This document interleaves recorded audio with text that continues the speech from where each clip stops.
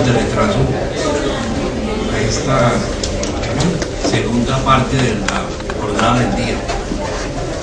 Tenemos ahora aquí al querido amigo Carlos Medina Rellego, que nos va a presentar su punto de vista. Carlos es profesor de la Universidad Nacional de Bogotá, es doctor en Historia. En el año 1990 publicó un libro por el que se hizo conocer en todo el país por la novedad que tenía este texto en ese momento, por su calidad obviamente. Se llama Autodefensas, Paramilitares y Narcotráfico, Origen, Desarrollo y Consolidación, el caso de Puerto Boyacá. Este libro fue publicado por una editorial llamada Documentos Periodísticos. Carlos ha publicado muchos otros libros, tiene una bibliografía grandísima, tiene una página web que ustedes pueden visitar también, y uno de los últimos libros, debe ser el antepenúltimo, que se llama FARC, Flujos y Reflujos, la guerra en las regiones, que es un informe de una gran investigación sobre la situación en cada uno de los bloques de las FARC en todo Colombia. Es una investigación bastante exhaustiva y supremamente minuciosa sobre la situación del conflicto armado en Colombia. No sé si has publicado más de demasiado por acá. Otro, sí, es que he publicado bastante. Bueno, entonces Carlos tiene la palabra pues para que nos presentes tu punto de vista. Bueno, primero agradecerle, voy a dejar un poquito el micrófono lejos, que a veces yo me entusiasmo y termino no gritando, incomodando a los asistentes y comienzan a salirse. Y espero que no abandonen ni por la voz con la que hago los discursos o las presentaciones o lo que se plantea en lo mismo. Esta mañana, en la sesión, los que pudieron asistir a la sesión de esta mañana, estuvieron el profesor Boris, Gustavo y Gotti. Gustavo Duncan. Y ellos plantearon unas interesantes tesis sobre su percepción del conflicto y las posibilidades que tiene el proceso de paz en el país. Yo voy a tratar de también alimentar esa reflexión y dejar insumos para que pueda abrirse en la segunda parte de la tarde un debate productivo con la participación del auditorio. Pero para plantear eso yo voy a tener que hacer un mapa mental en ustedes que les permita más o menos tener en la larga duración el conflicto colombiano y que les permita entender la razón por la cual estamos en el momento en que estamos del conflicto. Una primera afirmación que quiero hacer, que es muy de lo que la academia viene señalando hoy, es que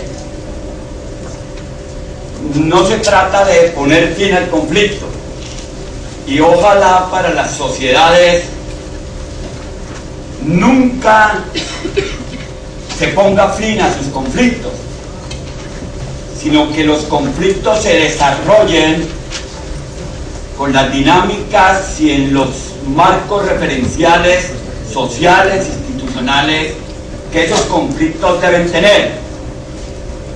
Pero la concepción de la cual yo me muevo, que se distancia sustancialmente de la tesis de los postconflictos, es que el ser humano y las sociedades se mueven en dos coordenadas, que son la coordenada tiempo, que le da una perspectiva histórica al ser humano y a la sociedad, y la coordenada espacio, que le da una perspectiva política a la existencia del ser humano y de la sociedad.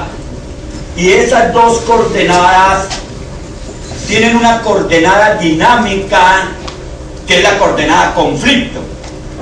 Es decir, que si yo tuviera que definir la historia de la humanidad, diría que la historia no es más que el viaje del ser humano a través de sus conflictos en las coordenadas del tiempo y del espacio.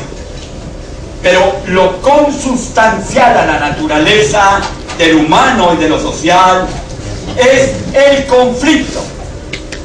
El conflicto como la capacidad que tiene el ser humano para enfrentar los retos que surgen de sus distintos relacionamientos con el mundo natural, con el mundo social, con el mundo cultural, con el universo de lo demográfico, con el universo de lo territorial. Es decir, el conflicto es parte constitutiva de la esencia de la condición humana, así como el valor fundamental del humano lo constituye la libertad.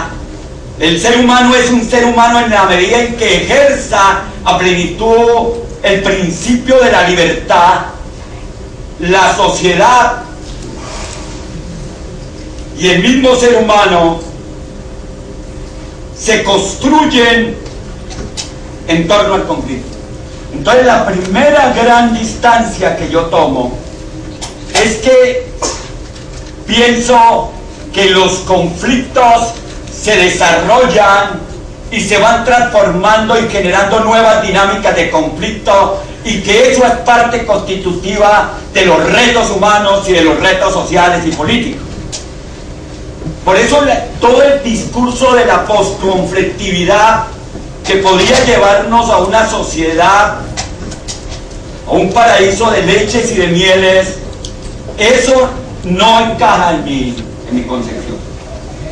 El segundo elemento es que el conflicto se transforma permanentemente, adquiere nuevas dinámicas, se introducen nuevas tensiones, hay nuevos actores que hacen que los conflictos se hagan cada vez más complejos, y en el caso colombiano, en los últimos 60 años, esos conflictos se han transformado significativamente y se han ido ajustando a las urgencias históricas y a las posibilidades de transformación que ha tenido nuestro país y nuestra sociedad.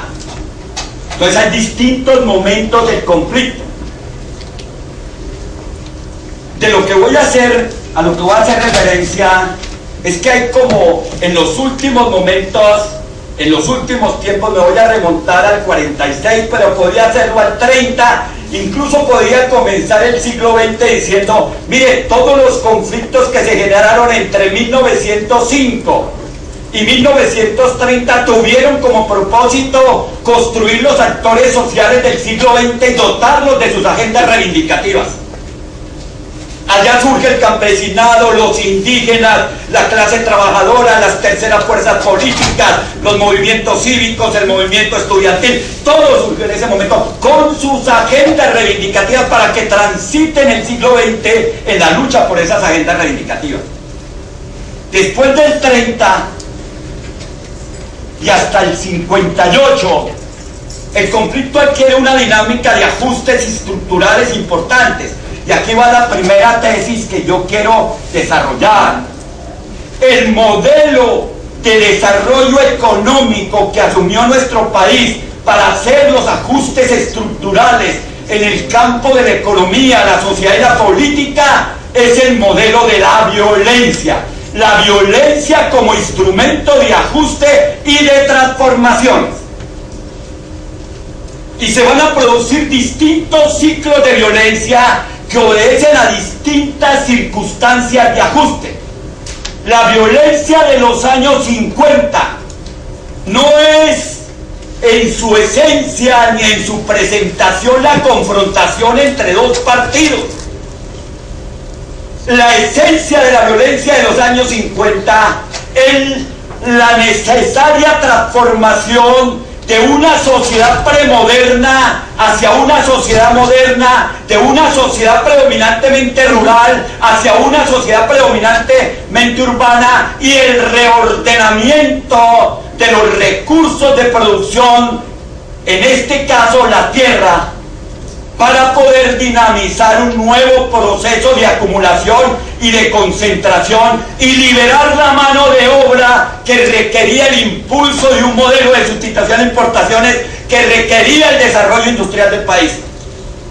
Es decir, encubrir en la violencia entre liberales y conservadores los cambios estructurales que se sufrieron en la época del 50, que cambió el mapa de tenencia de tierra, que cambió el mapa de uso de tierra, que cambió el mapa demográfico del país, que transformó el país de un país predominantemente rural en un país predominantemente urbano, y que redefinió las lógicas de la estrategia de las élites para orientarse en el marco de la conducción del nuevo proceso a través de una alianza estratégica de poder construida desde la violencia, que es el Frente Nacional.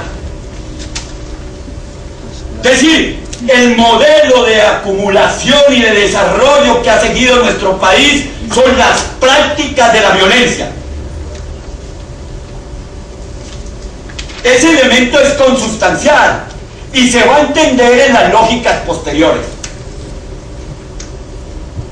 Entonces, un primer momento que quiero señalar es que la violencia esa de cambios significativos y estructurales, de pasos de sociedades premodernas a sociedades con pretensiones de modernidad, ese ciclo de violencia que se presentó como una violencia entre partidos y que generó todos los elementos de desplazamiento, despojo, acumulación, paramilitarismo, etcétera, etcétera, etcétera, ese ciclo de violencia es una violencia de naturaleza estructural y constituye parte del modelo.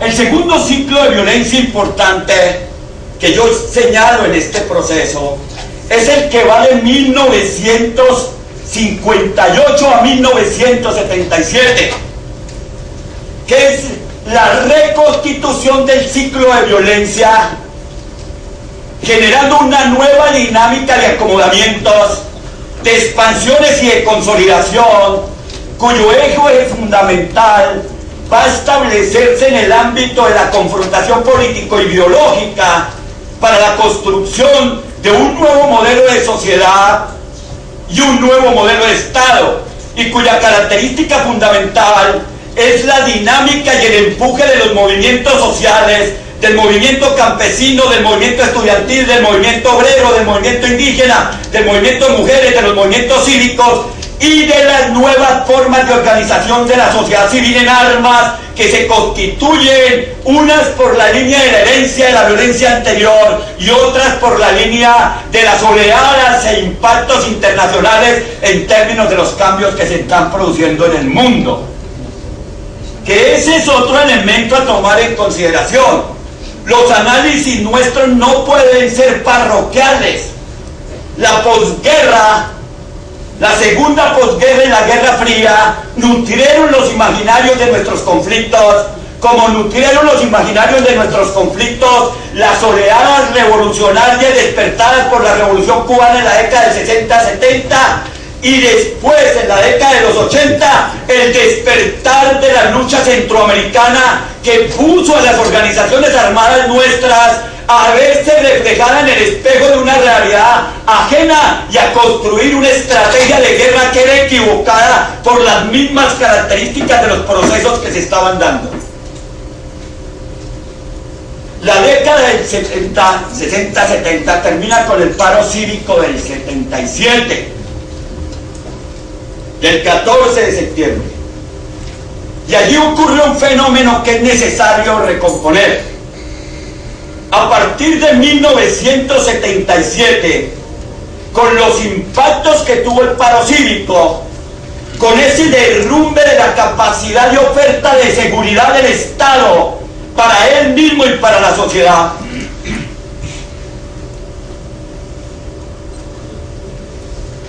se introduce en el conflicto dos nuevos actores que enrarecen y degradan el conflicto, pero que inician un nuevo ciclo de ajustes estructurales en el desarrollo de las economías agrarias y en la expansión de los núcleos urbanos.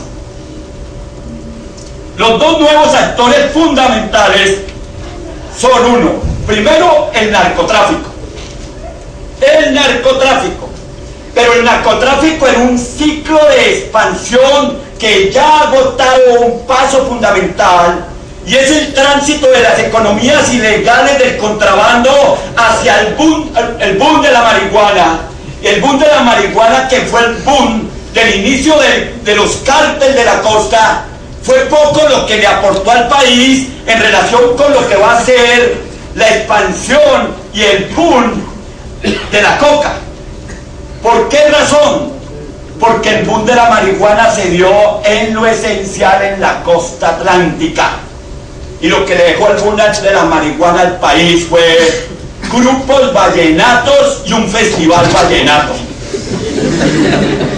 El resto se lo tomaron, pero lograron, por iniciativa empresarial antioqueña, transformar en el mercado del relacionamiento internacional la economía precarizada de la marihuana hacia el desarrollo del empuje empresarial y transformador del narcotráfico. El narcotráfico transformó sustancialmente las estructuras del campo, cambió el hato ganadero, cambió los pastizales, transformó el relacionamiento a punta de recursos y violencia. Yo pienso que si algún día hay que hacer un reconocimiento, hay que hacerle un reconocimiento al narcotráfico. Escuchen, que durante el periodo de la década del 80, cuando se derrumbaban las economías en América Latina, y Alan García le decía al Fondo Monetario Internacional y a la Banca Mundial, que el Alan García del 80 le decía que prefería detener el pago de la deuda, ver morirse a su pueblo de hambre, porque todo absolutamente se derrumbaba en la crisis del endeudamiento externo. En este país, a través de la ventanilla siniestra del Banco de la República, el narcotráfico consignaba puntualmente el soporte que le permitía al país transitar sin grandes dificultades la década del 70, finalizar la década del 70 y comenzar la del 80. Nuestras ciudades, nuestras economías rurales se vieron favorecidas por la industria del narcotráfico. Pero la industria del narcotráfico va a generar una dinámica absolutamente distinta en materia de transformaciones. No solamente va a generar un sistema económico y político de gran importancia que constituirá un sistema mafioso, porque el narcotráfico desarrolla el sistema mafioso, lo posesiona, se inserta y construye los elementos de una mafia y de un sistema mafioso que quiero señalarlo aquí bien, Jorge y Gustavo. ¿Por qué nosotros somos tan cuadriculados en nuestras facultades de sociología, de economía y de política, que cuando los modelos interpretativos que adoptamos no se consolidan ni se expresan de manera coherente y suplementaria con las realidades, entonces la equivocada es la realidad porque el modelo es perfecto? Por Dios, hay necesidad de reconsiderar cuál es el modelo de mafia construida en este país y cuál fue su particular contribución a la creación de un sistema económico y político que es el sistema económico y político que vivimos actualmente. Y unido a ese fenómeno, la estrategia contrainsurgente de la doctrina de la seguridad nacional unida al fenómeno del paramilitarismo. Yo he sostenido en las tesis, aquí está Gustavo para que defienda su tesis, pero yo he defendido en mis tesis, tanto en el libro de autodefensas paramilitares y narcotráfico, que es fundamentalmente un libro etnográfico, como en uno menos conocido, pero que para mí es más importante, que se llama violencia parainstitucional, parapolicial y paramilitar en Colombia, que el fenómeno del paramilitarismo fue un fenómeno estatocentrista que surge del Estado, que surge al interior de las fuerzas militares, que surge en los batallones, que surge en las brigadas, que se expande, que se consolida, y que en ese fenómeno, en los orígenes, están todos los componentes de la conflictividad que va a generar el fenómeno, en alianza con ese otro fenómeno que se está visibilizando. No es que el narcotráfico surja a finales de los 70, es que se está visibilizando. Se está visibilizando, es que se ha comenzado a comportar como un actor fundamental en los procesos económicos, sociales y políticos del país. Y narcotráfico, paramilitarismo y conjuntamente con Estado, guerrillas, movimientos sociales, gremios, eso genera la complejidad de nuestros conflictos. Pero el paramilitarismo que surgió en los batallones, de la mano del general Farullanín Elías y el general García Echeverri, se transforma por contagio, se encuentra con el narcotráfico, se transforma en narcoparamilitarismo, y posteriormente, cuando cumple la tarea del paramilitarismo en las regiones, desarrolla la manera narcoterrorismo, la guerra contra el Estado. Y el paramilitarismo no solamente precarizó la lucha insurgente, sino derrotó al Estado colombiano, el narcoterrorismo. Y llegan a un pacto de guerra y sometimiento a la justicia. ¿Cómo se llama el pacto de guerra de la finalización de la guerra del narcotráfico? Porque déjenme decirlo, Escobar derrotó a la institucionalidad colombiana y firmó esa derrota en la Constitución del 91, que ignoró el motivo de la guerra, la extradición. Y vienen todos los decretos de sometimiento a la justicia. Y se sometió a la justicia, y se fue con el padre García Herreros, construyó una cárcel, y el padre dijo: y cuiden esta cárcel como si fuera una catedral. ¿O de dónde creen que sale la idea de la catedral? De la alianza del narcotráfico con la iglesia, porque no se ha hablado aquí de esa estrecha alianza del narcotráfico con la iglesia en Bogotá, en Medellín, en Cali, en Tunja, en Bucaramanga, de cómo el narcotráfico, lleno de sicarios de la Virgen del Carmen y de la Virgen María, contribuyen juiciosamente al sostenimiento de la institución. Eso no se ha dicho, ni se ha hablado, como el cártel del ejército, del cual tampoco se ha hablado. Pero el narcotráfico va a evolucionar, Gustavo. Y aquí me parece que esta mañana se dijeron cosas. Vamos a discutir, vamos a pelear, Gustavo, como debe ser, entre seres inteligentes, que nos digamos las cosas y que sea la fuerza de los argumentos la que defina la naturaleza de las certezas, sobre la base de que renunciamos, Gustavo, vos y yo renunciemos con todos, con Jorge, con todos, renunciemos a ser dueños de la verdad. Somos propietarios de un precario punto de vista que construimos sobre nuestras experiencias analíticas e investigativas y nuestros trabajos de campo. Gustavo, ¿por qué hemos hecho una lectura traqueta del narcotráfico en el país?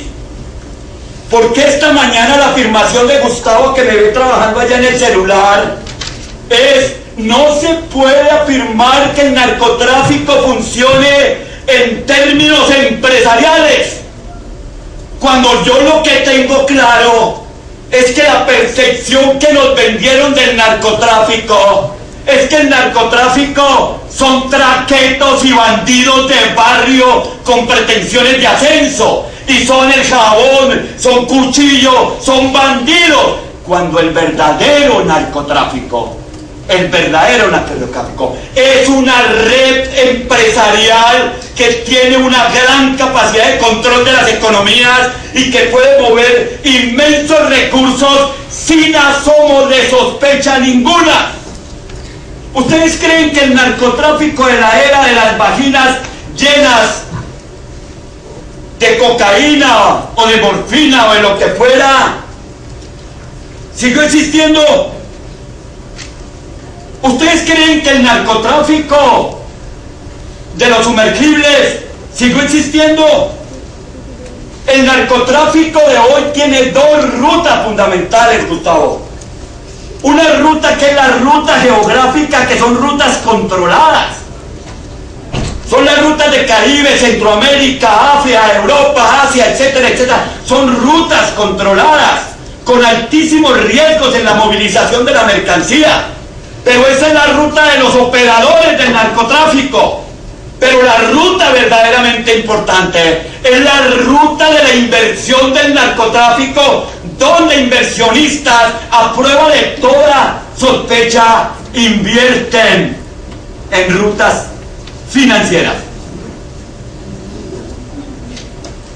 ¿Por dónde sale lo que abastece el mercado y la demanda norteamericana? ¿Por qué el gramo de coca en el mercado de los consumos norteamericanos y europeos no ha disminuido después de los muchos muertos y de las muchas capturas y de las muchas decomisos e intercepciones que hemos tenido? ¿Saben por qué? Porque el flujo grueso del mercado del narcotráfico se da a través de las rutas convencionales del mercado internacional. Va en los containers de las grandes empresas. Es un narcotráfico absolutamente reestructurado, proyectado como industria en el ámbito de un proceso de acumulación capitalista criminal. Pero no tengo tiempo para disertar sobre eso y plantearme los problemas de la construcción del sistema mafioso, pero voy a señalar 5 puntos del sistema mafioso. Primer elemento: está constituido por núcleos familiares, de relaciones de parentesco, de amistad y de compadrazgo. Esos son los núcleos. Y miran ustedes, y todos los capos del narcotráfico son grupos familiares, cuñados, hermanos, primos, amigos, con unos niveles de relacionamiento extremo que ofrecen sistemas de seguridad. En ese sentido también son similares a las guerrillas colombianas en los escenarios de retaguardia estratégica. Pero son familias, primos, hermanos, cuñados. Ellos conquistaron. Una de las características del narcotráfico en Colombia es que ese sí es un narcotráfico empresarial. ¿Sabe qué hizo el narcotráfico colombiano? Controló toda la cadena productiva en términos de la lógica capitalista. Si ustedes me hablan de cadena productiva, nosotros la controlamos. Ya no es que venía la hoja del Perú, de Bolivia, del Ecuador, y aquí nosotros la transformamos en pasta de coca y en cocaína, y estos la llevaban aquí y otros la ponían en el mercado allá. No. Ellos descubrieron que podían producir la hoja, transformarla, transportarla, llevarla a los Estados Unidos y ponerla en el mercado de consumidores. Y que de aquí se multiplicaba por 10 o 20 el valor de lo producido aquí. Y eso disparó la economía, disparó los recursos económicos. Entonces es un narcotráfico que controló la cadena. Quiero explicar esta cadena porque después les voy a hablar de la FARC y les voy a decir cómo la FARC no pudo sostener la cadena y por qué razón no pudo sostener la cadena. Perdónenme lo del agua. Gracias por la ayuda didáctica. Pero escuchen,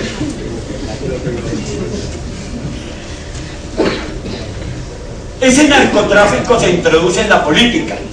Hay varias experiencias, voy a hacer grandes cortes, pero ponen presidentes. Presidente que puso el narcotráfico, un buen presidente que puso el narcotráfico, Alfonso López Michelsen. ¿O ustedes creen que la plaza de vallenatos de Valledupar se llama Alfonso López Michelsen? ¿Por qué? Narcotráfico que pusieron las economías emergentes. Otro presidente fue Julio César Purbay Ayala. Otro presidente que puso los cárteles del Valle en particular fue Ernesto Samper Pizano. Y un presidente últimamente que puso el cártel de Medellín fue Álvaro Uribe. Yo no sé si el cártel de Bogotá puso a Santos, eso todavía no se ha demostrado. Todavía no lo tengo claro. Pero hay unas lógicas específicas en términos de los relacionamientos políticos. El gran problema del narcotráfico es que siendo una empresa exitosa se metió en una actividad criminal y erosiva, la política. Porque si ellos hubiesen seguido con la economía como venían trabajando, seguramente no hubieran despertado las envidias, los rencores, claro que tampoco hubieran llevado a sus cuadros a ocupar el 70% del Parlamento colombiano. Pero voy a decir que el primer elemento importante en términos de la guerra y del conflicto es que hay un primer acuerdo de paz tácito, y ese acuerdo de paz tácito es la Constitución de 1991 con la no formulación de la extradición. Pero también se traiciona, porque aquí, si esta mañana hablaban de las lógicas de encadenamiento de venganzas, aquí yo quiero hablar de la lógica de encadenamiento de traiciones en procesos de paz. Desde las capitulaciones de Zipaquirá, que condujeron a la muerte de José Antonio Galán, pasando por todos los procesos de los conflictos y de los pactos de conflicto, de la negación de conflicto y de incumplimiento de acuerdos, hasta la entrega de armas de las guerrillas liberales y la muerte de Guadalupe Salcedo, para después ir a los 90, en términos del acuerdo con el narcotráfico, la traición o los incumplimientos de las partes y la muerte de Pablo Escobar, de Rodríguez Gacha, el encarcelamiento de los Rodríguez Orejuela, para después ir al 91 y mirarlo de la muerte de Carlos Pizarro León Gómez, y después ir al 2006 y 2007 y ver a Álvaro Uribe Vélez traicionando el pacto político con los paramilitares y extradicionando. Hay una larguísima tradición de incumplimientos y traiciones. Por eso una guerrilla que se meta en un proceso de paz, lo primero que le dice al otro es, lo mira sobre el ojo y le dice, usted me va a cumplir, y dice, no, cumplámonos, pero ¿está seguro, hermano? Vamos a cumplirnos, porque si no nos vamos a cumplir, no vayamos a esto. Permítame señalar esto. Las guerrillas han tenido distintos ciclos. De la guerrilla liberal, acuérdese, y yo voy a señalar esto aquí rápidamente, la FARC sí es una organización. Los que hayan leído el texto mío sobre la FARC, Notas para una historia política, saben que es una organización a la que se le ha declarado varias veces la guerra. En Marquetalia, en la Uribe, cuando se abría el proceso de la Uribe o se finalizaba el proceso, se les declaraba la guerra. Acuérdense el ataque a Casa Verde. Es decir, se le ha declarado, siempre se le declara la guerra. Y claro, son guerras y ellos lo entienden, ahí está Timochenko. Estos sí que no le tienen problema con eso. Es decir, los que creen que las FARC están derrotadas, los que consideran que las FARC están derrotadas, es que no han entendido el proceso histórico de flujos y reflujos, de contracciones y expansiones. Cuando yo inicié mis estudios del ELN, el ELN eran 16 desarrastrados, garrapastrosos, metidos en dos frentes. En 1978 y en el 83, con la plata de la Menisman, ya se volvieron un proyecto nacional, pero también con otras características que la gente no ha entendido. El ELN y la FARC son distintos, sustancialmente distintos, porque sus historias están cruzadas por experiencias con el establecimiento distintas, pero también por experiencias revolucionarias distintas y por procesos históricos distintos. ¿Ustedes creen que después del genocidio resultante de los acuerdos de la Uribe, cuál era el camino de la FARC? La guerra, no tenían más, le habían apostado a la política y les mataron todos los políticos. Ellos sí iban hacia la política y los golpearon y los desviaron hacia la guerra. No tenían otra alternativa, se fueron hacia la guerra la FARC, con un agravante, que les voy a explicar por qué eso es un agravante. Porque tuvieron que desprenderse del cordón umbilical del Partido Comunista, porque si no hubieran acabado el Partido Comunista como acabaron en la UP. El único que ha querido mantenerse unido a las FARC así, diciendo, hermano, no sean mierda, llévenos ahí, tata, es el Partido Comunista. Hoy déjenme decirlo, yo no sé cuántos investigadores y tráfugas hay aquí, agentes de edad.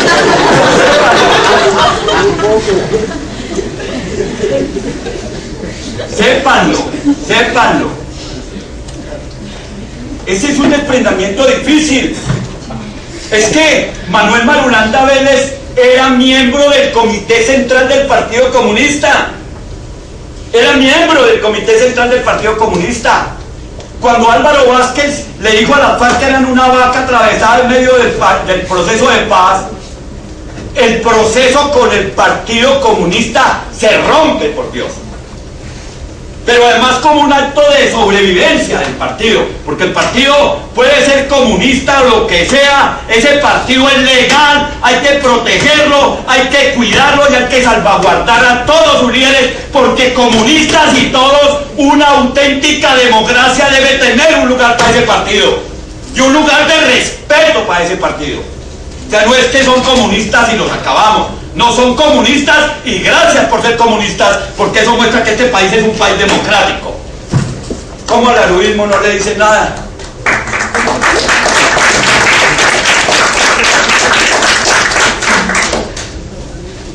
Entonces, tienen un problema central, viejos. Miren. Las FARC se quedan como un ejército sin cabeza política. No quiere decir que el secretariado de la FARC no funcione en términos políticos. Es que el papel del secretariado es conducir el ejército, no conducir el partido.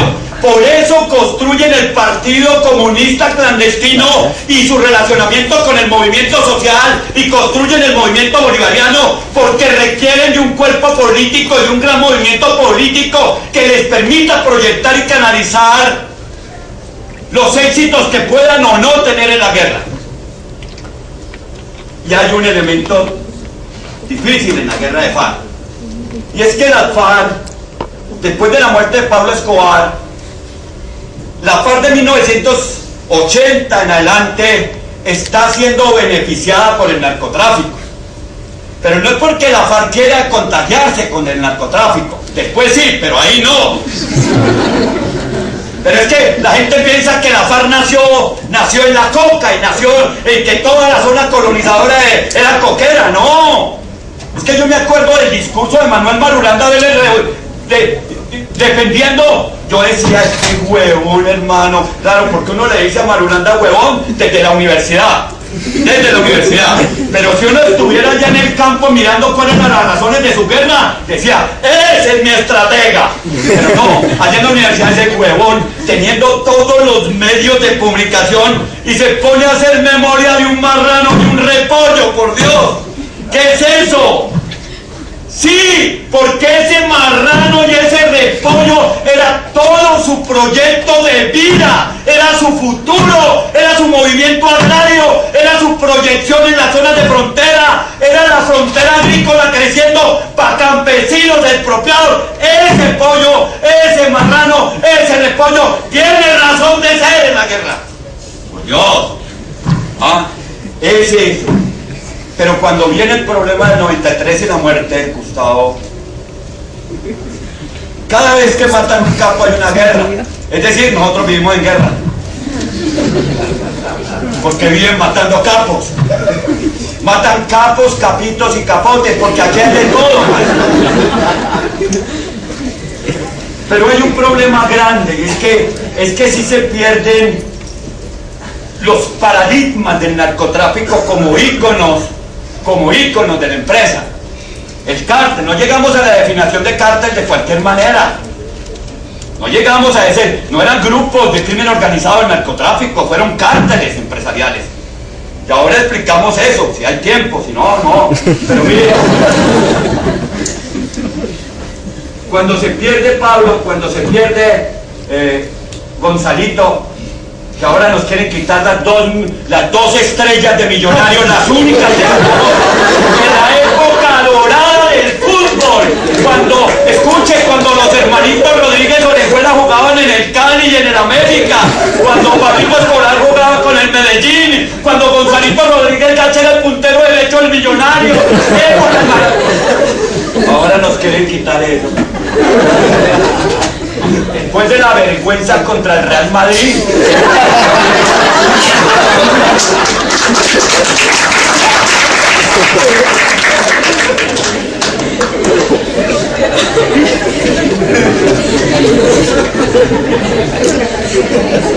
Lo veo preocupado, profe. Profe, si quieres yo vuelvo a la academia.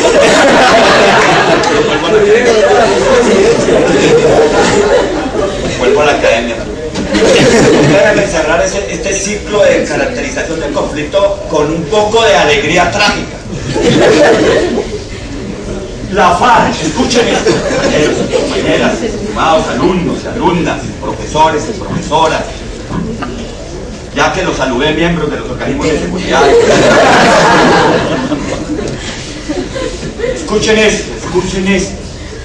Cuando mueren Pablo Escobar, capturan a los Rodríguez Gacha y se viene el derrumbe de los cárteles, y por el medio del derrumbe de los cárteles surge el cártel del norte del Valle con los hermanos Henao, la familia Henao. ¿Se acuerdan ustedes? O ya los de Ayuno no quieren saber del cártel del norte del Valle. Porque ese cártel del Valle es el que comienza el proceso de regresión.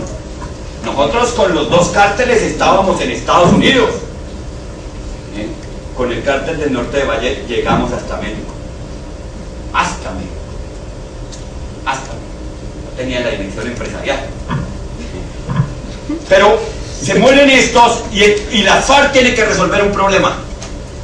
Dejo que la guerra por la conquista del territorio, los cultivos, las cocinas, los mercados, se traslade a mi territorio, donde yo tengo las bases sociales campesinas, los colonos campesinos cocaleros, o me apropio de eso y comienzo a regular el negocio y me meto en el negocio y el negocio comienza a ser rentable. Entonces ellos comienzan a hacer esto. Si yo tengo la base social que está produciendo coca, yo canalizo la coca. Si estos saben producir en las cocinas, produzcan en las cocinas. Denme la pasta de coca, la cristalizamos. Hasta ahí.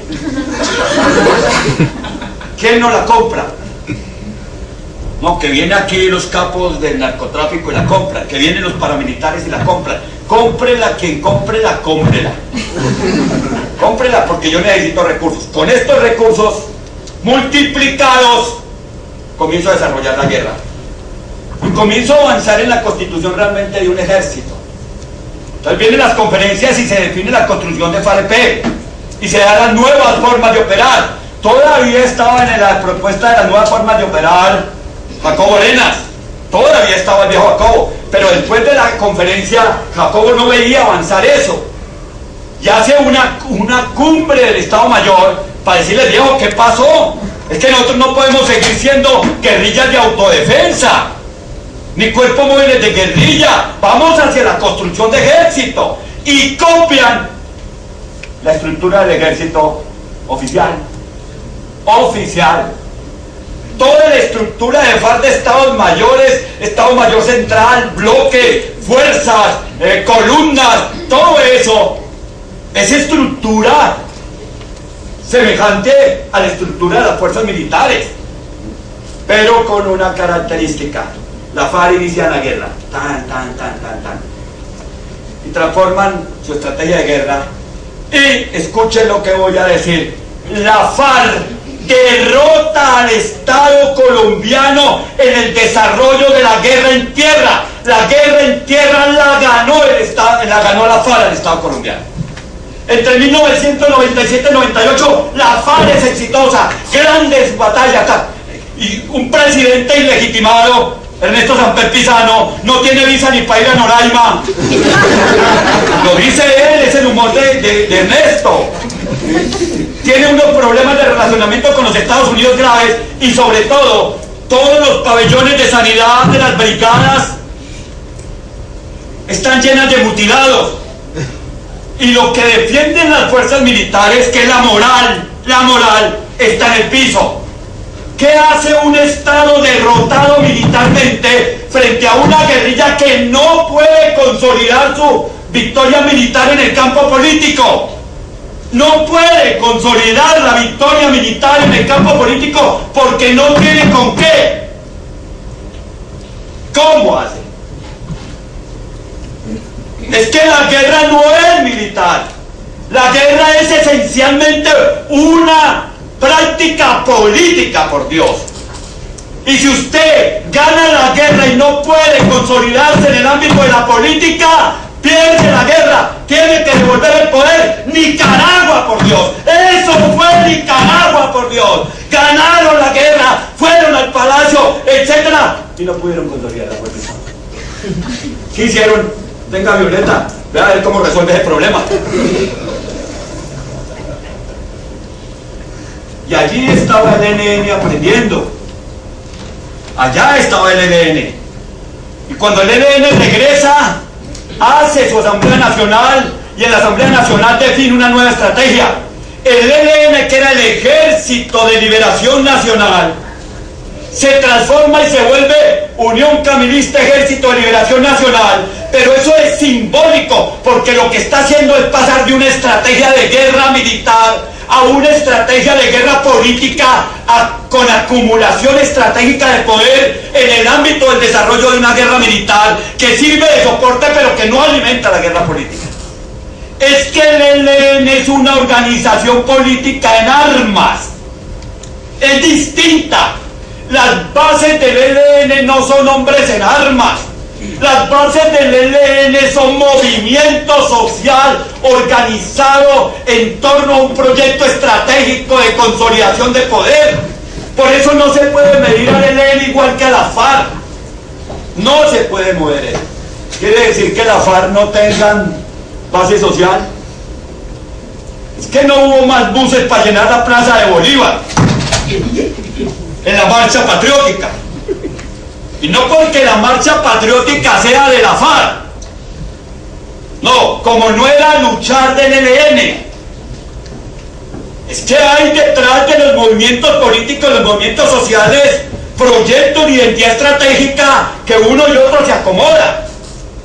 Es que a mí me parecería trágico, muy trágico, que me dijeran esto: la marcha patriótica es de la FARC, el Congreso de los Pueblos es del ELN, y la marcha social indígena, pero el Quintín Lame ya se desmovilizó, ¿no? No, esto no puede volver a ocurrir. Esto es un escenario político, de movimiento político. Son más de 2.500 organizaciones sociales y políticas agrupadas en un proyecto estratégico de poder que, escuchen bien, marcha patriótica, Congreso de los Pueblos, Minga Social Indígena, como Socol y todas las formas de organización que marcharán en estos días en el movimiento de indignación nacional. Todo eso, el Estadito colombiano tiene que protegerlos, defenderlos. ¿Saben por qué? Porque esto se está moviendo en el orden constitucional. Estos no son bandidos. Estos son dirigentes sociales y políticos de todas las regiones del país. Y es la semilla de un proyecto político de envergadura en la construcción de una democracia en profundidad. Por eso esto hay que defenderlo. Por eso esto hay que protegerlo. Por eso esto hay que brindarlo con la comunidad internacional, con los organismos de derechos humanos, para que nunca en la historia de este país se repita el genocidio de la UP. Que nunca se vuelva a repetir esa vergüenza de que cuando las personas salen de la guerra para irse a la política, entonces los guerreristas acaban con la democracia y acaban con los escenarios de la política. Eso no puede volverse a producir en este país. Un Estado derrotado no tiene más. Escuchen esto también. Cada vez que un Estado se ve derrotado o amenazado en fuerza, mueve la guerra, disloca la guerra. Y ese dislocamiento de la guerra es un dislocamiento del campo de batalla militar hacia el campo de ejercicio de la política. Resulta que en el 98 el Estado está derrotado. El Estado está derrotado militarmente. Jorge, ¿dónde está Jorge? Jorge esta mañana hablaba de los círculos de seguridad. Duncan, Hablemos de los círculos de seguridad. Ustedes saben que el gran problema que tiene el Estado colombiano es cómo garantizar la vida, honra y bienes de los ciudadanos. Pero si hay algo que quiere el Estado no es garantizar la vida, honra y bienes de los ciudadanos. No. El Estado quiere garantizarse la seguridad del mismo. Si es capaz de garantizarse la seguridad del mismo, él se da por bien servido. No hay más, hermano. Miren ustedes cómo se desagregan los círculos de seguridad. Primer círculo, el que protege el Estado. El ejército, las fuerzas militares y parte de la fuerza pública. ¿A qué está dedicado el ejército, las fuerzas militares y parte de la fuerza pública? ¿Quieren que se lo diga en términos de los generales de la República? A cuidar el 80% de los recursos estratégicos del Estado y de la Nación.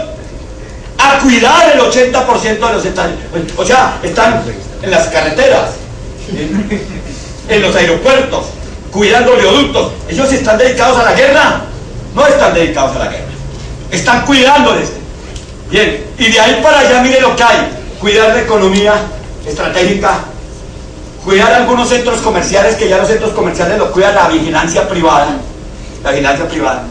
Todo el sector, la vigilancia privada comenzó a crecer, a engordarse, se privatizó la seguridad privada. Pero en la medida en que usted se va alejando, la seguridad privada se degrada. Ustedes no han estudiado la política de cuadrante, ¿no? Tienen que reírse la puta política de cuadrante. Cuando uno es ladrón y entiende lo de la política de cuadrante, se encuentra que en cada cuadrante hay 8 policías y que tienen 35 cuadras.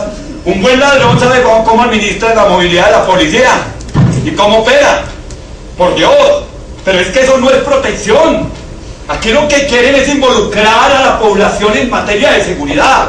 Pero en la medida en que usted se aleja, todos los conjuntos residenciales son cuidados por vigilancia privada. Los parqueaderos cuidados por vigilancia privada. Los centros comerciales por vigilancia privada. Pero vaya hacia las comunas. Y allí la vigilancia la presta la delincuencia. Y vaya hacia las zonas rurales. Y en las zonas rurales lo presta la guerrilla y lo prestan los paramilitares, las bandas criminales. Por Dios. ¿Sabe qué hay aquí? Yo esta mañana le copié una frasecita bonita a Duncan. No sé si la dijo Duncan o alguno de ellos. Pero le copié una frasecita bonita a ellos. Aquí hay un dislocamiento del ejercicio del poder de la fuerza. El poder de la fuerza está distribuido en distintas fuerzas. Hay un fraccionamiento del poder de la fuerza. Entonces la fuerza está entre la fuerza pública, las fuerzas privadas, las fuerzas insurgentes, la delincuencia, y entre más se aleja usted la posibilidad de seguridad se degrada. Permítame señalar esto.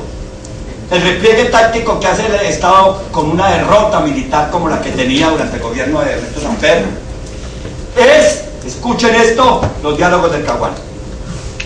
Los diálogos del Caguán son la estrategia más exitosa del Estado colombiano, direccionada por Andrés Pastrana Arango, en un momento en que la derrota militar está al frente de sus narices y tiene unas fuerzas militares desmoralizadas y tiene un territorio absolutamente perdido. Entonces que Andrés Pastrana le entregue 42.000 kilómetros de territorio por allá en los llanos orientales y empotrarle a las FARC, eso es lo mínimo que había podido hacer. Si hubiera tenido que hacerlo, si hubiera tenido que hacerlo el Estado colombiano, le habría entregado 1.115.000 kilómetros cuadrados de territorio a las FARC, porque lo tenían. ¿Y sabe qué hace esto, hermano? ¿Sabe qué hace? Los engordan, los ceban y los vuelven inoperantes. Mientras tanto, ¿sabe qué hace el Estado? Esto se lo dije a Raúl, y esto se lo dije al Mono Jojoy, y esto a todos se los dije. O sea, que no piensen que se lo estoy diciendo a ustedes que son los primeros. No. No vayan a dar que la gran novedad, no.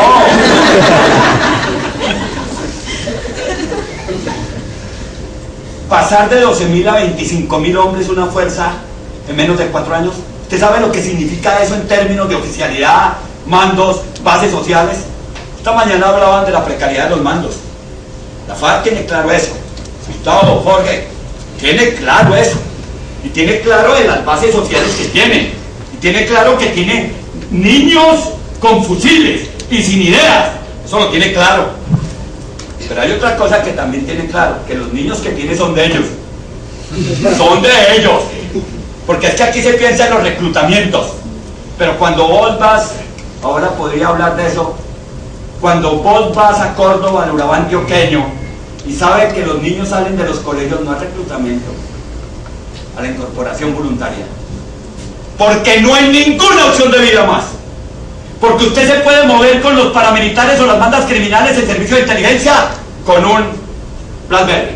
Y se para ahí a mirar cuándo se mueve el comandante del puesto de policía. Ah, acabó de salir, sí, mija, acabó de salir. Bueno, listo, ya. ¿Cómo? A mirar quién llega. A pararse en una esquina a mirar todo extraño. A construir un sistema de inteligencia en red societal. Es que ahora podría hablar de eso, de la administración, de la ilegalidad del territorio, de los nuevos. Hay un mapa administrativo nuestro de departamentos, municipios, intendencias, comisarías. Ese mapa no funciona. Los mapas funcionan según las lógicas del conflicto. Hay un mapa de conflicto organizado con territorialidades que se administran. Los paramilitares. Ahora los paramilitares que nosotros conocimos de bloque, esa es la vieja generación del paramilitarismo. Pero déjenme terminar con eso. Se van estos y viene el proceso de recuperación de las fuerzas. El gobierno de Andrés Pastrana fue fundamental en la recuperación de la moral, las reformas militares, y algo que comienza él es la incorporación de nuevos miembros a las fuerzas militares. En menos de 10 años las fuerzas militares se duplicaron, pasaron de 224.000 hombres a 478.000 hombres. Ustedes saben el costo en presupuesto de esto, el talón de Aquiles de la guerra es económico. Hay unos límites del crecimiento de incorporación. Cuando estos se pensionen, tengan prestaciones, tengan cesantías, eso es un derrumbe, es una catástrofe. Es peor que la deuda que tienen con los maestros. Es que ustedes, yo no sé, ustedes porque vienen aquí, pero yo no sé si ustedes han visto a los pensionados protestando frente al Ministerio de Defensa. Eso es un talón de Aquiles, el problema de la financiación de la guerra. Más cuando usted comienzan a hacerle recortes, cuando no hay plan Colombia. Y este se mete en el plan Colombia, plan patriota, inicia una nueva guerra. Se cambia la estrategia de la guerra. ¿Quién cambia la estrategia de la guerra? La estrategia realmente pensada la define Ernesto Samper Pizano. Es Ernesto Samper Pizano el que dice, no hermano, es que ¿sabe por qué nos están matando? Porque nosotros vamos a pie. Porque es que nosotros todavía no hemos pasado de la guerra de la infantería. Esa guerra es una guerra que tiene como arma que lo convoca minas quiebrapatas.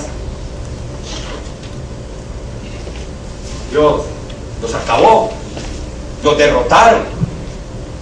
Entonces esa guerra no sirve. Y es Ernesto el que dice, hay necesidad de construir dos armas. Si todo el territorio está minado, hay que trabajar desde arriba. Y para trabajar desde arriba, como usted no ve nada, tiene que trabajar por debajo. Pero trabajar por debajo es inteligencia humana, inteligencia tecnológica. Entonces, ¿qué pasó en la guerra durante el periodo de Uribe? Pastrana le cuadra las fuerzas y este man comienza a multiplicar y operar. Pero la política de seguridad democrática tiene un límite. Y yo creo que la política de seguridad democrática llegó al límite en términos operativos en el 2007, en el 2008. Llegó al límite. Ahí ya, y ahí para allá nada. Y ahí para allá, y ahí para allá nada. Y ahí para allá nada.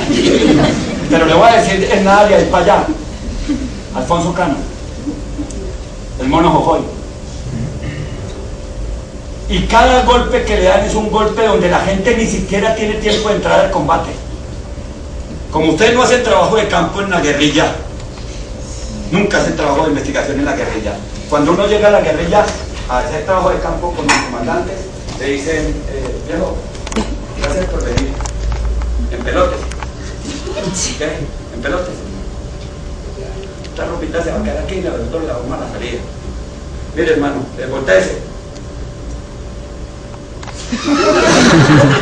Una sin cuatro. Compañera, acá le dio por el culo. Escarde. Pero ¿qué es lo que está pasando? ¿Y qué es lo que está pasando? No, ni siquiera yo me mandaba a hacer un examen de próstata. No, compañero, es que ¿qué? ¿Cómo es que llaman? Los chips. Hermano, vienen las cosas de los chips y todo eso. Después de uno dice, sí, espera un momentico, en pelota, hermano. Y cogen una cosita que es como una paleta esa de los estos y le hacen así. Uno dice, hermano, esta es una calza, viejo, mire, esta es una calza. Tiene que quitársela. O sea, es un problema de la seguridad. ¿Por qué, viejo? Porque cuando su avión está limitado de inteligencia, el avión pasa, usted está durmiendo, ni siquiera está esto, ellos disparan allí. ¡Pum! 50 minutos.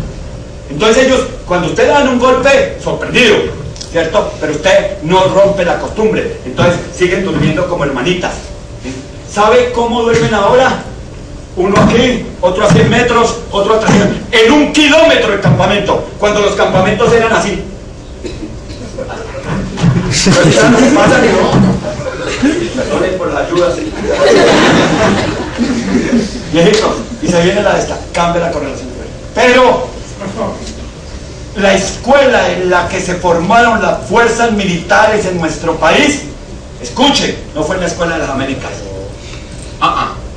Aquí se ha dicho, no, se formaron en la Escuela de las Américas con la doctrina de seguridad nacional. No, las fuerzas militares nuestras se formaron en las escuelas de la FARC. Es la FARC la que educó a las guerrillas nuestras. Es de los golpes de la FARC que ellos aprendieron.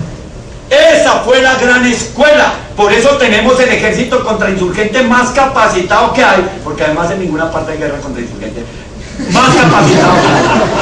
Nosotros siempre llegamos a ser los primeros cuando no existe ningún otro.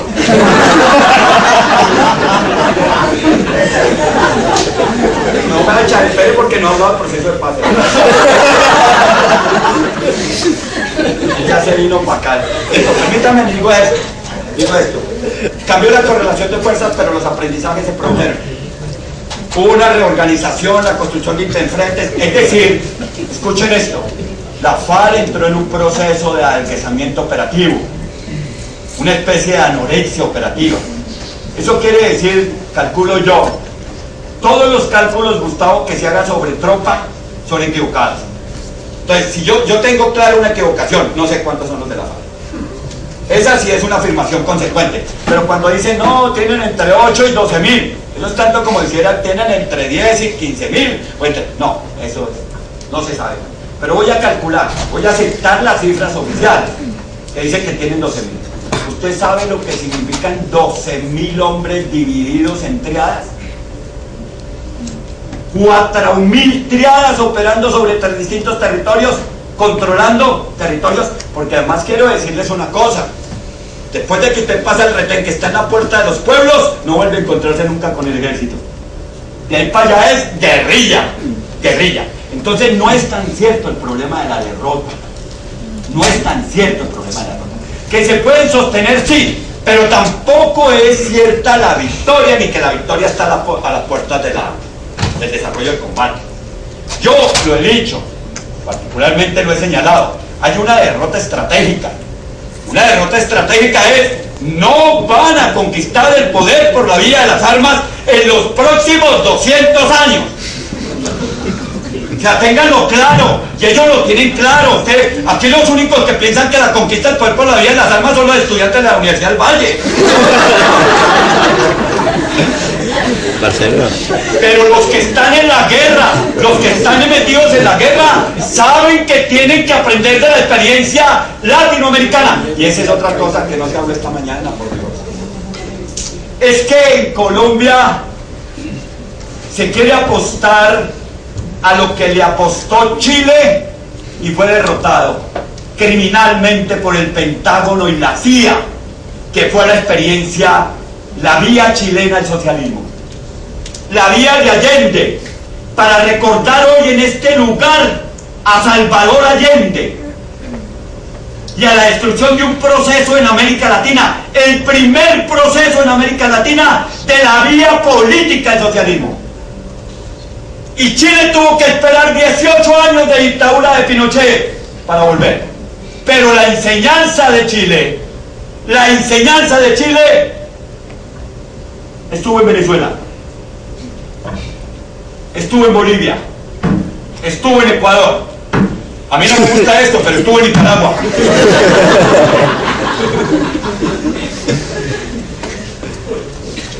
La vía institucional al poder para transformar y hacer las revoluciones desde el establecimiento. Y eso, oye, porque es que yo quiero también decirle a los compañeros, que ellos también lo tienen claro, por Dios, es que los que son ciegos, el mayor radicalismo en los procesos de paz, ¿saben dónde está, hermano? ¿Dónde cree que está? En el campo, en los comandantes, en ellos tienen que resolver el problema. No, el mayor radicalismo está en las universidades, en los grupos de la universidad. Estos hijos de puta radicales que están. Pero ustedes cojan al más radical de aquí, háganle una raspadita que encuentran un sapo. Ténganlo claro, por Dios, ténganlo claro. Porque no tienen la guerra encima, porque no saben las rigores de la guerra. Yo quiero decirles que muchos de los estudiantes que van a la guerra ya o terminan locos, o terminan desertados, o hay que matarlos. Es que la guerra en el campo es distinta. Es que vivir con la presión de la guerra es distinta. Pero permítanme señalar esto. ¿Cuál es el momento adecuado para iniciar un proceso? Que es otra cosa, viejo. Yo me distancio de los compañeros de esta mañana, que piensan que la FARC está derrotada. Yo digo que la FARC no está victoriosa, pero que tampoco se puede vender la idea de derrotada, porque este pacto así firmado, con las firmas de todos los bandidos en todas las páginas para que no la fueran a falsificar, es el resultado de un acuerdo político que tiene que ser entendido en la justa dimensión de lo que plantea el acuerdo. Y le voy a plantear voy a hablar un poquito, si puedo hablar un poquito.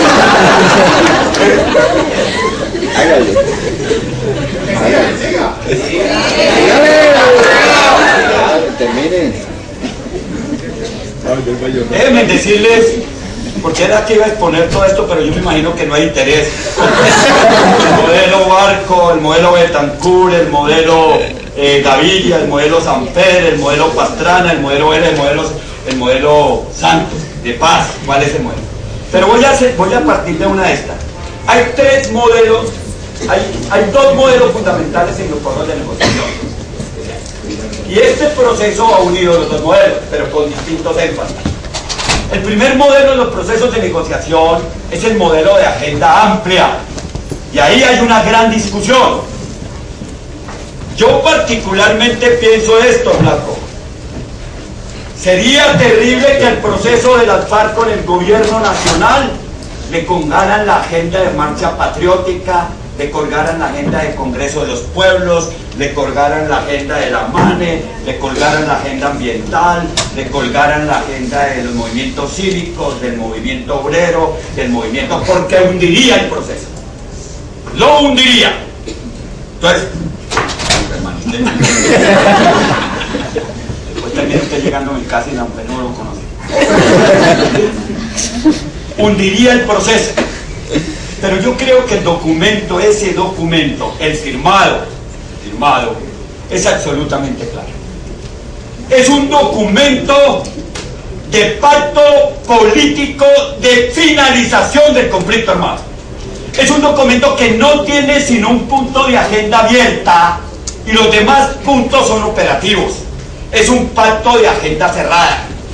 5 puntos de agenda cerrada y un punto de agenda abierta. Pero ahora quiero decirles esto, para los escépticos. Yo me imagino que en los meses que ellos se reunieron dijeron, dijo el gobierno, hermano, yo necesito impulsar la reforma del desarrollo rural. Dijo, bueno, hermano, pues yo necesito defender las zonas de reserva campesina.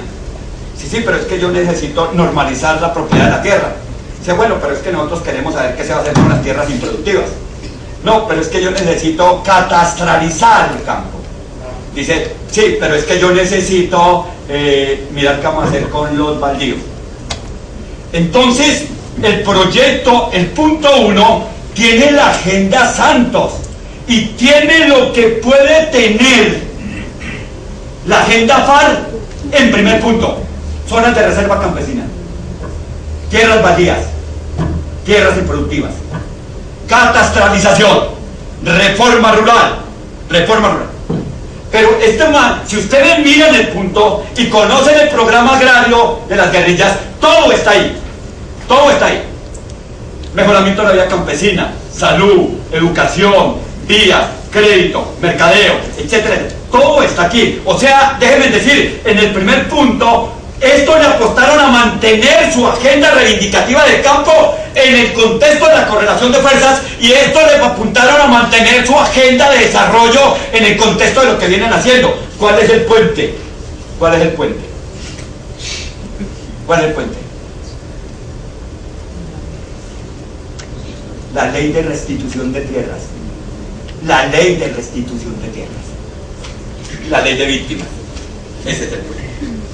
El segundo punto es clarito. El segundo punto que tiene que ver con la participación política es, aquí también, viejos, todos, olvídense, ni un solo miembro de la FARC se someterá a la justicia, porque si se somete a la justicia, ¿sabe qué significa? No que lo maten, significa simbólicamente rendición. Rendición, y ellos no se van a rendir, ni están rendidos, ni llegan a la mesa rendidos, llegan a un acuerdo político. No habrá sometimiento a la justicia. Si no hay sometimiento a la justicia, no hay ley de justicia y paz. Pero para ellos tampoco va a haber ley transicional, ley de justicia transicional, Gustavo. No la hay, y se lo voy a mostrar en los puntos. No la hay para ellos. Tercero, que nadie se haga la idea del espectáculo del M-19 entregando las armas y a Carlos Pizarro León Gómez envolviendo su pistola en la bandera nacional para entregarla, porque eso no va a ocurrir. No van a entregar las armas. ¿Qué van a hacer? Lo que se hace en una guerra entre ejércitos serios. ¿Qué hacen los ejércitos serios? Definen que no pelean más, pero no es que un ejército dice que no pelea más y le entrega las armas al otro ejército. Eso no lo hace. Por Dios, sean serios, no a ver. Por eso hablan de dejación de armas, no de entrega de armas. Va a ser un acto de dejación de armas, y el acto de dejación de armas es un acto político, por Dios, es político. Es el paso del escenario de la guerra militar al campo de la lucha política. ¿Y eso sabe qué se llama? ¿Sabe cómo? Les voy a dar la palabra que se va a discutir en la mesa. Eso se llama armisticio. Es una finalización pactada de la guerra. Y en la finalización pactada de la guerra no hay vencedores ni vencidos. La FARC no va a llegar vencido a la guerra, a la mesa de negociación. Ese es el segundo punto. El tercer punto, que es clave para poderles explicar, ¿les puedo explicar lo de los negociadores? Lo de los negociadores. El tercer punto, bueno, la participación política, los derechos de participación. Yo estoy también de acuerdo que sería una maricada, perdónenme la palabra, no es muy académica, pero sería una maricada que Timochenko pensara en llegar al Parlamento. Que Iván Márquez, ¿entienden? Yo no me acuerdo si Iván ya estuvo en el Congreso, me parece que sí, ¿no? Iván estuvo en el Congreso. Yo no creo que vaya a ser un animal que se tropieza 2 veces con la misma piedra. No, yo no pienso eso. Y no pienso que ellos vayan a pensar en esas cosas. Yo pienso que va a ocurrir algo que es importante. Es los espíritus sensibles, les pido el favor de que tapen un momentico los oídos para lo que voy a decir. La FARC va a ser Estado donde el Estado no ha podido ser Estado porque la FARC no se lo permite. ¿Sí entienden eso?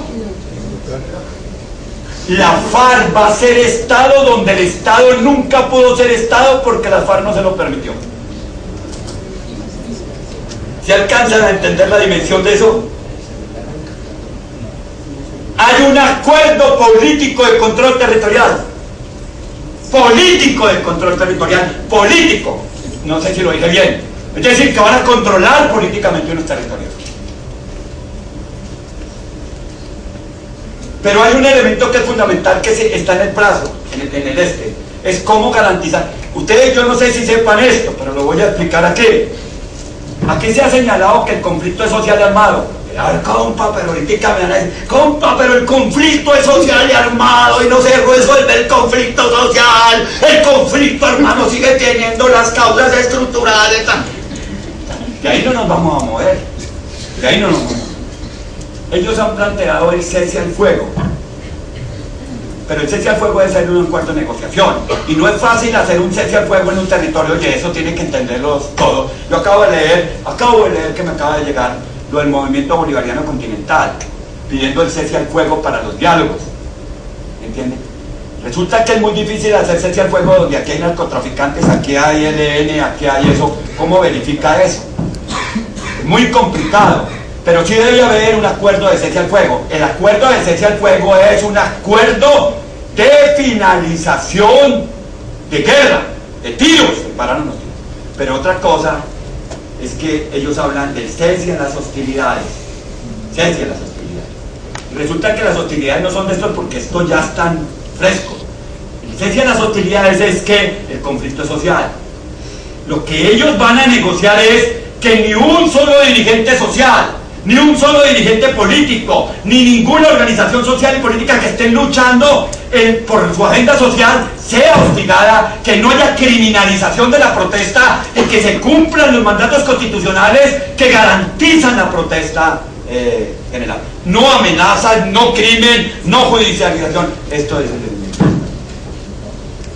el otro tiene que ver, el tercer punto tiene que ver con el fin del conflicto. Y miren, proceso de integración simultáneo que implica integración es porque dejar la arma y van a pasar al escenario. Pero hay una cosa que dice cese al fuego y las utilidades bilateral y definida, definitivo.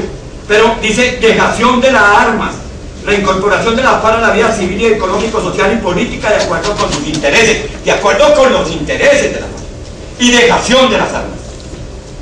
No dice entrega, no son las 3D, que son desarme, desmovilización y dejación de las armas. No, es dejación de armas. Las armas van a jugar. Ellos ya lo habían hecho, ya lo habían hecho. Y los otros dos puntos que son críticos es el del narcotráfico y paramilitarismo. ¿Cómo acabar el narcotráfico y el paramilitarismo? Esa no es una responsabilidad de la FARC. La lucha contra el narcotráfico y el paramilitarismo no es una responsabilidad de la FARC. Pero la FARC sí puede colaborar en relación con el narcotráfico. Sí puede colaborar con eso. Pero el problema del narcotráfico es un problema que tiene que resolverse en términos estatales. Y por último, yo quiero señalar el último punto, que es víctimas. Y en víctimas no tienen sino dos puntos a tratar. Los derechos humanos de las víctimas, hablar sobre los derechos humanos de las víctimas. Y segundo, verdad. ¿Por qué no tienen justicia y reparación? Usted puede imaginarse en términos de la justicia en una mesa de negociación a la parte diciéndole: es que el Estado son criminales de Estado porque fueron terroristas de Estado, y los falsos positivos y las 30.000 desapariciones y los desplazamientos, y usted puede imaginarse eso, y el general tal y el general tal, y esos son victimarios y tal, y entonces los dos terminados en señalamientos de victimarios. Ellos prefirieron agotar esa discusión en otra parte, pero segundo, tampoco hay reparación. ¿Por qué no hay reparación? ¿Porque la FARC va a entregar algo? ¿Qué va a entregar la FARC? No van a entregar las armas, mucho menos van a entregar su economía. Entonces, ¿con qué van a reparar a las víctimas? Se define que la reparación de la víctima en un conflicto armado es responsabilidad del Estado. Del Estado. ¿Cuánto vale reparar a las víctimas en una ley de víctimas como la que hay? Es complicado eso. Por último, acabé. Pasó a hablar de